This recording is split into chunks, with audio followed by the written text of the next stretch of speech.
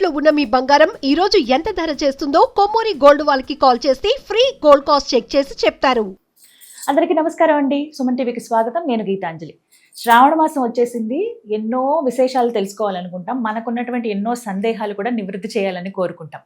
అందులో భాగంగా అసలు ఈ మాసంలో చేయవలసిన చేయకూడని పనులు కావచ్చు, శుక్రవారాలు అసలు మనం ఎలా నియమంగా ఆచరించుకోవాలి, వరలక్ష్మి వ్రతాన్ని ఏ విధంగా ఆచరించాలి, ఇలా ఎన్నో సందేహాలు ఉంటాయి. ఖచ్చితంగా చేయవలసినవి, చేయకూడనివి, వీటన్నిటి గురించి మనకు అవగాహన కల్పించేందుకు ప్రస్తుతం మనతో పాటు ఉన్నారు ఋగ్వేద పండితులు, అలాగే శ్రీ కశ్యప వేద విద్యామందిరం వ్యవస్థాపకులు, అలాగే హిందూ ధర్మక్షేత్రం ఛానల్ ద్వారా మనకు హిందూ ధర్మం పట్ల, అలాగే మన వేదం గురించి, ప్రత్యేకంగా మన శాస్త్రం చెప్తున్నటువంటి ముఖ్యమైన విషయాల పట్ల మనకు అవగాహన కల్పిస్తున్నటువంటి మనతో పాటు ఉన్నారు బ్రహ్మశ్రీ సంతోష్ కుమార్ ఘనపాటి గురువు గారు. వారితో మాట్లాడదాం. గురుగారు నమస్కారం అండి. నమస్కారం అమ్మ. ఎలా ఉన్నారండి? బాగున్నారండి. మీరు బాగున్నారా? అమ్మవారి దయ, చాలా సంతోషం. మీలాంటి గురువుల అనుగ్రహం ఇప్పుడు బాగుంటాం. ముందుగా సంతోషం అండి. అనుమతి ఇచ్చినందుకు, ఇంటర్వ్యూకి అవకాశం ఇచ్చినందుకు ధన్యవాదాలు తెలియజేస్తూ. అయ్యో పర్వాలేదండి. ఎప్పుడు అవకాశం ఉన్నా సరే నేను రండి అని చెప్పడమో రావడమో చేస్తున్నాను. చాలా సంతోషం. గురుగారు, ఇక శ్రావణ మాసం ఎంతో విశేషమైనది. మాసాలన్నింటిలోనూ శ్రేష్టం అని చెప్తారు. ఏ మాసానికి ఆ మాసం ప్రత్యేకతే. అయితే ఇంకా విశేషంగా ఈ శ్రావణ మాసంలో మరీ ముఖ్యంగా చేయవలసినటువంటి ముఖ్యమైన పనులు ఏమిటి, ఇవి ఈ మాసంలో ఖచ్చితంగా చేయండి మంచిది అని చెప్పేటువంటివి ఏమన్నా ఉన్నాయా? తప్పకుండానండి. ముందుగా శ్రావణ మాసం ఎందుకు అత్యంత పవిత్రమైనది, ముఖ్యంగా లక్ష్మీ పూజకి ఎందుకు అని మనం చూసుకుంటే, శ్రావణ మాసం శ్రవణ నక్షత్రం ఆధారంగా ఏర్పడినటువంటిది. అంటే పౌర్ణమి నాడు చంద్రుడు శ్రవణ నక్షత్రంలో ఉంటాడండి. ఈ శ్రవణ నక్షత్రానికి అధిష్టాన దేవత మహావిష్ణువు. కావున మీరు మొత్తం 12 మాసాల్లోనూ చూసుకుంటే మహావిష్ణువు అధిష్టాన దేవతగా కలిగినటువంటి ఏకైక మాసం ఇది. ఆ మాసంలో మహాలక్ష్మిని పూజించడం అనేది అత్యంత విశేషమైనటువంటి ఒక ప్రక్రియగా మనకు పెద్దలు చెప్పారు. శ్రావణ మాసానికి అధిష్టాన దేవత ఎవరు అని అంటే కనుక మహావిష్ణువు. మహావిష్ణువు అధిష్టాన దేవతగా ఉన్నటువంటి మాసం మహాలక్ష్మికి కూడా ఎలాగో ప్రీతికరంగా ఉంటుంది. అందువల్ల లక్ష్మీ పూజ అనేది శ్రావణ మాసంలో చేస్తారు.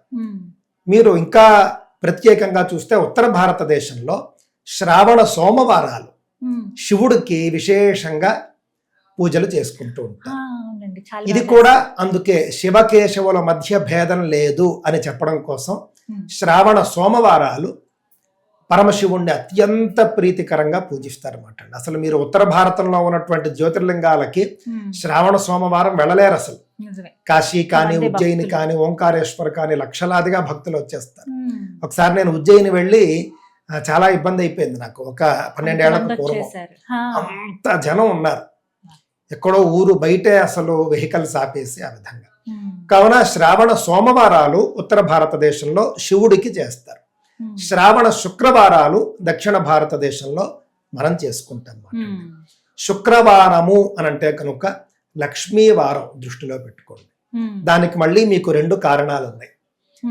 మహాలక్ష్మి ఒకానొక సందర్భంలో మీ అందరికీ తెలుసు భృగు వంశంలో అవతరించింది. అందుకే ఆవిడకు భార్గవి అనే పేరు కూడా ఉంది.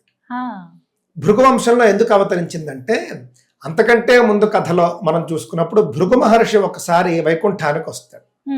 వైకుంఠానికి వచ్చినప్పుడు అక్కడ జరిగినటువంటి ఒక సంఘటన తరువాత మహావిష్ణువుని ఆయన కాలితో తన్నుతాడు హృదయం మీద.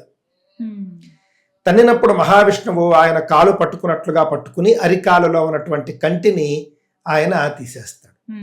ఆ విధంగా హృదయాన్ని తన్నినప్పుడు హృదయ భాగంలో మహాలక్ష్మి ఉంటుంది కాబట్టి నన్ను నేరుగా ఆయన తంతే నువ్వు శపించకుండా శిక్షించకుండా ఆయన కాలు పట్టుకుంటావా అని చెప్పేసి మహాలక్ష్మి కోప్పడి వైకుంఠం వదిలి వచ్చేస్తుంది.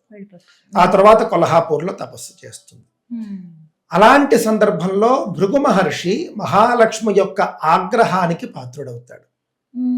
ఆ తర్వాత మళ్ళీ తప్పు తెలుసుకుని మహాలక్ష్మిని ఉపాసించి మహాలక్ష్మి కోసం తపస్సు చేసి ఆవిడ అనుగ్రహాన్ని మళ్ళీ పొంది ఆవిడ తన వంశంలో జన్మించేట్టుగా వరాన్ని పొందుతాడు. అలాగా భృగు వంశంలో జన్మించింది ఆవిడ. భార్గవి అని పేరు ఆవిడకు వచ్చింది. భృగువారము అనంటే శుక్రవారం. శుక్రవారాన్ని మనం భృగువాసరం అని చెప్పి అంటాం. ఇప్పుడు శుక్రవాసరే అనే సంకల్పంలో చెప్పం, భృగువాసరే అంటాం మనం. ఆ విధంగా ఆవిడ స్వయంగా జన్మించినటువంటి వంశం కాబట్టి ఆ వారం అంటే అమ్మవారికి ప్రత్యేకమైనటువంటి ఇష్టం ఉంటుంది. ఇంత మాత్రమే కాదు, శుక్రగ్రహానికి మీరు చూశారంటే కనుక అధిష్టాన దేవత ఇంద్రాణి అని ఒక ఆవిడ ఉంటుంది. ఇంద్రాణి అంటే స్వర్గలక్ష్మి, అంటే సాక్షాత్తుగా మహాలక్ష్మి అనే అక్కడ అర్థం మాటండి. మనకు రూపాలు భౌతికంగా వేరువేరుగా మనకు కనిపిస్తాయి, కానీ శుక్రగ్రహానికి అధిష్టాన దేవత స్వర్గలక్ష్మి అయినటువంటి ఇంద్రాణి, శచీదేవి. అక్కడ మీకు మళ్ళీ మహాలక్ష్మికి శచీదేవికి భేదం ఏమి ఉండదు, రెండు భౌతిక రూపాలు. ఆ విధంగా శుక్రగ్రహానికి అధిష్టాన దేవత మహాలక్ష్మి, శుక్రుడు సంపదలకు కారకుడు, దృష్టిలో పెట్టుకోండి. ఆయన వైభోగానికి ఐశ్వర్యానికి కారకుడు. ఆయన ఐశ్వర్య కారకుడు అంటే శుక్రుడే. జాతకంలో శుక్రుడు బాగుంటే కనుక ఉండవలసిన స్థానాల్లో ఉంటే మంచి వైభవం ఉంటుంది, ఐశ్వర్యం వస్తుంది. అలాంటి శుక్రుడికి అధిష్టాన దేవత కూడా మీకు స్వర్గలక్ష్మి అని చెప్పారు. మహాలక్ష్మి ఏమో భృగువంశంలో జన్మించింది. ఇన్ని కారణాల వల్ల శుక్రవారం అంటే మహాలక్ష్మికి చాలా ఇష్టం.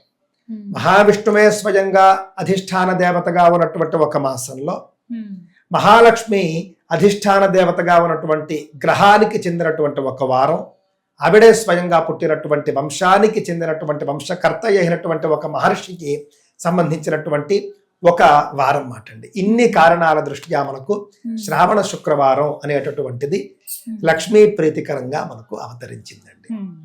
ముఖ్యంగా మీరు చూసుకుంటే కనుక వ్రత కల్పంలో ఈ యొక్క శ్రావణ మహాలక్ష్మి, శ్రావణ వరలక్ష్మి అంటాం మనం. శ్రావణ వరలక్ష్మి వ్రత కల్పంలోనండి 2వ శుక్రవారం మనమంతా కూడా వరలక్ష్మి వ్రతం చేస్తాం.